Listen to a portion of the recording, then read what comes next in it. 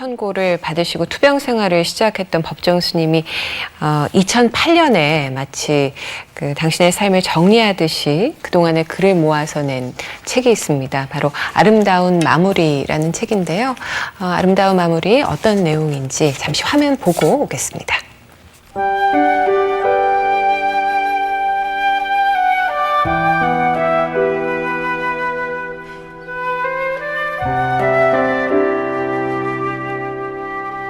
가난한 삶을 선택했던 법정 스님의 마지막 모습, 아름다운 마무리입니다. 1993년 법정 스님은 17년이나 기거하던 토굴 암자를 떠나 강원도로 거처를 옮깁니다. 무소유를 출간한 후 사람들이 모여들자 다시 출가하는 심정이 되어 산골 오지를 찾은 것입니다. 전기도 수도도 없는 작은 오두막에서 스스로 끼니를 만들고 땔감을 구하며 그는 수행자의 삶을 홀로 꾸려갑니다. 그러던 중 2007년 폐암 진단을 받게 되자 법정 스님은 인생의 마무리에 대해 깊이 성찰합니다. 그리고 이듬해인 2008년 겨울, 삶의 마지막 길에 선 심정을 담담하게 적은 아름다운 마무리를 세상에 펴냅니다.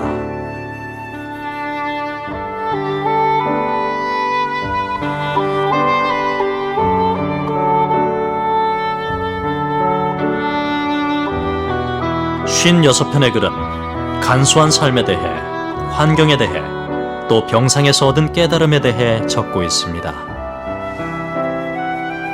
30여 년 전 무소유의 가르침은 더 깊고 진해집니다. 아름다운 마무리는 모든 걸 놓아두고 가는 것이라고 법정 스님은 마지막 말을 전합니다.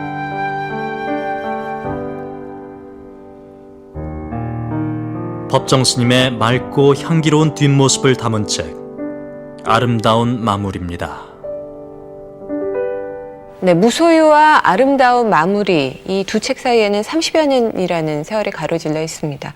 물론 그 사이에 나온 책들도 여러 권이 있긴 하죠. 근데 두 권의 책을 함께 읽다 보니까 이 세월의 간극, 30년이라는 세월에도 불구하고 한결같이 담겨있는 모습이 있었습니다. 또 달라진 점도 있고요. 여러분들께서는 어떻게 읽으셨는지 먼저 김소연 선생님. 이 법정 스님의 무소유라는 것은 책마다 다 들어가 있는 것 같아요. 그래서 크게 뭐 달라진 것 같지는 않지만은 그러나 이제 마무리 쪽에 그야말로 이 제목대로 마무리 쪽에다가 더 많은 그 마음과 신경을 쓰시지 않았나 그런 생각이 드네요. 네, 임원영 선생님. 예, 무소유라는 것은 변함이 없습니다. 네. 그리고 마지막 당신의 그 죽음을 준비하는 것도 별 다름이 없어요. 네. 이건 별 다름이 없는데 다만 방법에서 무소유가 초기 71년에 쓴 그 무소유에서는 우리들이 생각하는 소박한 무소유에서 점점 이게 가지를 뻗어나갑니다. 네. 그래서 나중에는 완전히 무소유 사상이 정치, 경제, 사회, 문화, 인간, 자연 모든 것에 다 포함되는 무소유가 되고 네. 그 다음에는 그 무소유가 우리 생활에서도 정신적인 그 욕망의 억제의 사상으로부터 완전히 현실 생활, 우리 경제 체제에까지도 이런 무소유 사상이 필요하다는 걸 인류 사상 한 유토피아 사상으로까지 성화되는 게 달라지고 그 다음에 이제 이걸 이제 이 글을 쓰는 방법에서 그 법정 스님 베스트셀러 요인이기도 한데 불경 인용이 대단히 적습니다. 예, 그렇죠. 아주 예. 드물게 적어요. 스님의 글 중에서. 그런데 이제 점점 적어져요. 오히려 불경이 아닌 쪽, 특히 그 미국 인디언들의 그 특히 체로키족이 굉장히 그 유명한 네. 그 인디언 중에서도 굉장히 현명한 신식 교육도 많이 받은 그런 쪽으로 인용이 많아지는 거죠. 그러면서 훨씬 더 재미가 있어지고 네. 굉장히 보통 속인들이 이게 뭐 스님들이 읽는 책이 아니고 그야말로 완전히 우리 같은 이 속인들이 읽기 좋도록 변해가는 거죠.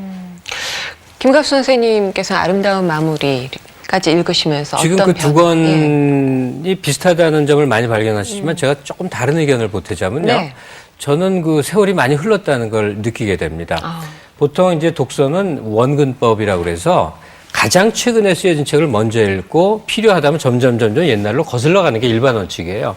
근데 저는 법정 스님 글은 오히려 거꾸로 네. 아주 초기에 내신 책부터, 그러니까 무소유부터 먼저 읽고 쭉 흘러가다가 이 책을 읽는 게 좋겠다고 생각을 해요. 왜 그러냐면 이 76년에 출간하신 무소유는 독자를 별로 의식하지 않은 책입니다. 자기 글이에요, 그냥. 네. 자기 생각을 그냥 그야말로 담담하게 적었어요. 그래서 읽는 사람이 이렇게 해도 저렇게 해도 느낄 수 있는 여지가 많은 그런 것인데, 이제 30년 세월이 흘러서 아름다운 마무리 이 글을 쓰실 때는 독자를 향해서 적극적으로 발언을 하신 겁니다. 어른이 젊은 이 사람들한테 말씀하시듯이. 네. 그래서 글 양도 좀 길어지면서 세세곡자 아주 치밀하고 상세한 설명의 형태로 갑니다.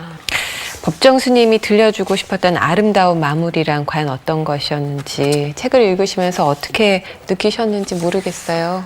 아름다운 마무리를 간단하게 여기에 써놓으신 게 있어요. 아름다운 마무리는 삶에 대해 감사하게 여긴다.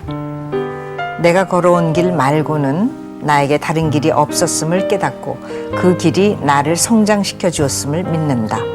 자신에게 일어난 일들과 모든 과정의 의미를 이해하고 나에게 성장의 기회를 준 삶에 대해 이 존재계에 대해 감사하는 것이 아름다운 마무리다. 이렇게 쓰셨어요.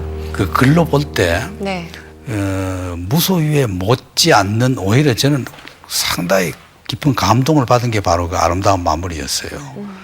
오히려 이제 그 문학적으로 볼 때, 그 사상이나 이런 걸 떠나서 그 수필 문학적으로 볼 때 네.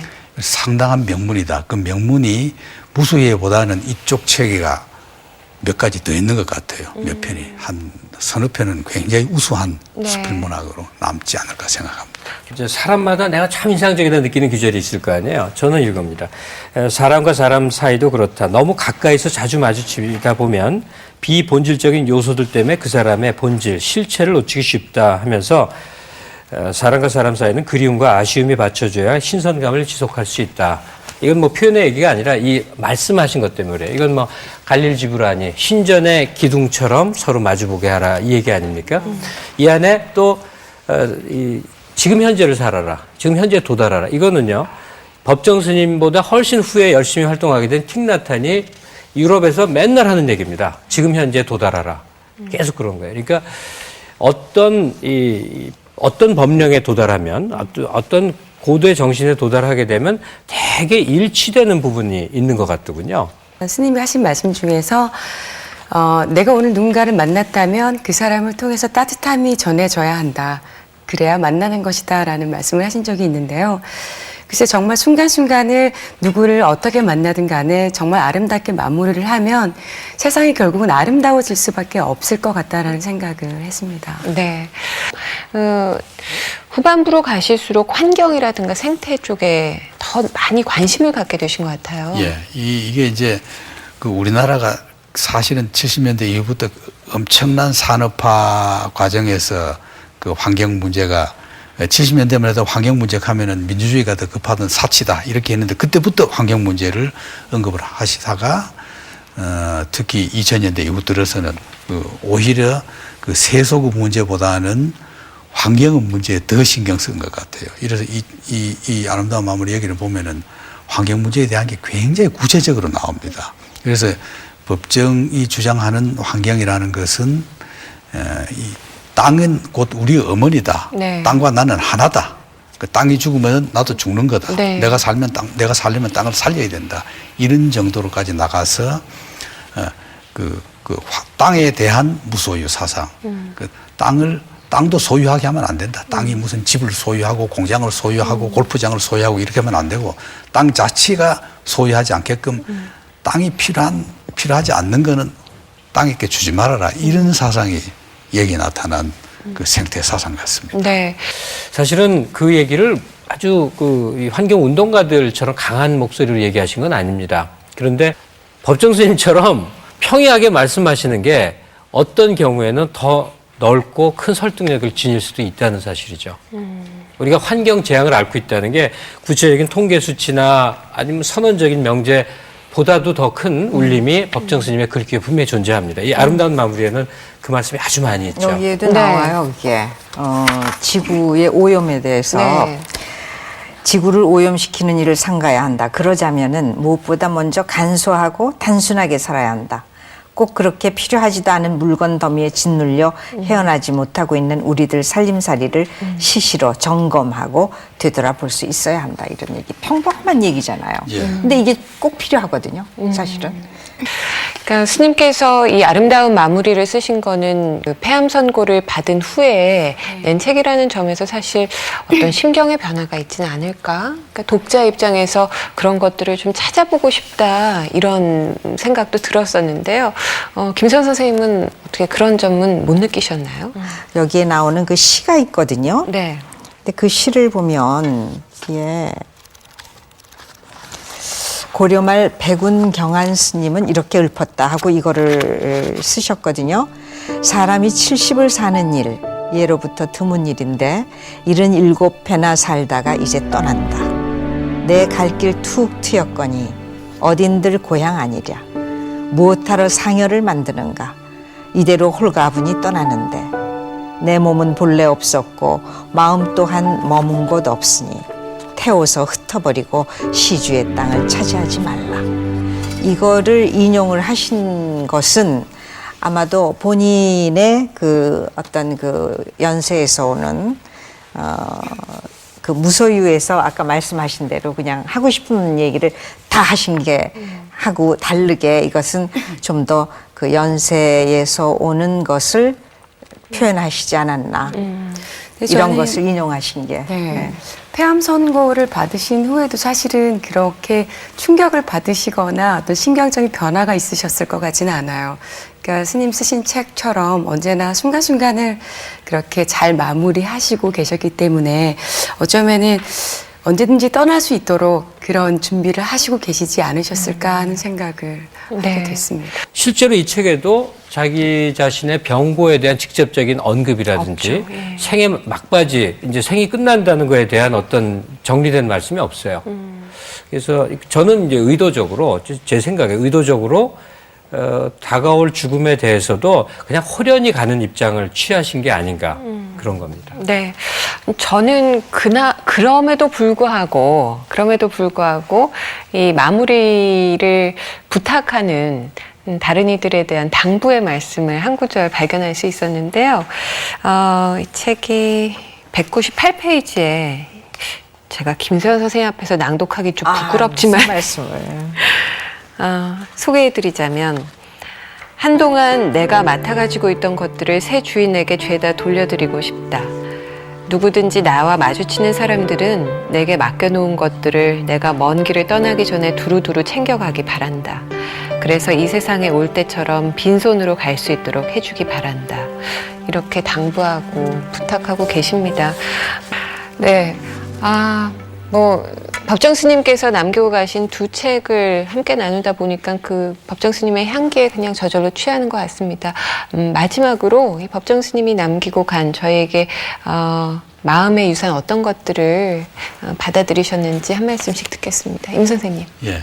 이 솔로, 우리 유명한 월드너 그 미국의 솔로 그 콩코드에 예. 그 2년가량 있었다고 합니다. 거기에 2년가량 있었던 그 연못이 세계적으로 유명한 그 그렇군요. 평화와 예. 비폭력과 반전 그리고 인권 뭐 시민의 불복종운동 그 세계적인 메카가 되어 있는데 법정 스님은 2년은커녕 한 20배 가량 이런 그 삶을 살았단 말이에요. 이걸 보면 어떻게 보면 우리가 이제 이 한글을 쓰는 이 문화적인 풍토 때문에 그랬지 만약에 그 서구어적인 이 영어 같은 걸 썼다면 이건 세계적인 그 사상가로 승격시켜서 해도 되는 거다. 이래서 저는 오히려 법정 자신은 무소유를 주장하면서 다비식을 거쳐서 한 줌 재로 자연에 화했지만은 그 사상은 오히려 이 우리의 문화 상품으로까지 승격시키는 것이 이제 나중 우리들 문화인들이 할 일이 아니냐 생각이 듭니다. 네. 김서연 선생님.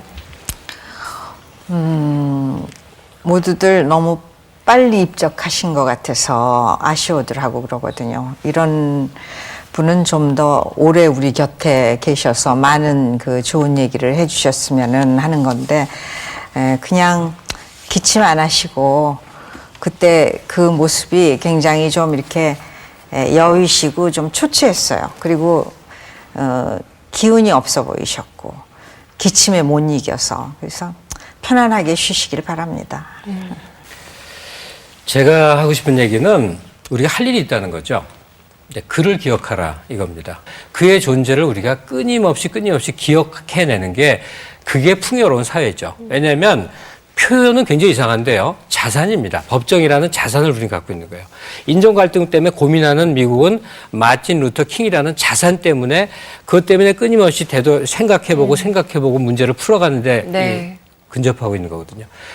과소유 때문에 이기심 때문에 욕망 때문에 너무너무 우리가 괴롭다면 불의람 내지는 법정이란 존재가 우리를 계속 괴롭혀야 됩니다. 그를 끊임없이 기억하는 것들을 되풀이해야 됩니다. 기억할 수 있는 그런 존재가 있다는 게 참 감사하죠. 예, 웅산 씨. 글쎄요. 지금까지는 어쩌면 저도 그렇지만 대부분의 사람들이 지금 이 순간보다는 어쩌면 미래를 걱정하고 준비하는 데 더 많은 시간들을 보내셨을 텐데요. 스님의 책을 읽고 또 말씀들 들으면서 그 말씀 기억하고 앞으로는 순간순간을 조금 더 아름다운 마무리를 하고 더 나눌 수 있는 그런 마음으로 더 비울 수 있는 그런 마음으로 살아가야겠다고 생각이 드네요. 네. 입적하시기 전에 법정 스님께서는요, 그동안 풀어놓은 말빚을 다음 생으로 가지 않겠다, 이렇게 말씀하시면서 무소유를 포함해서 지금까지 출간됐던 그 모든 출판물을 절판해달라, 이렇게 부탁을 하셨습니다.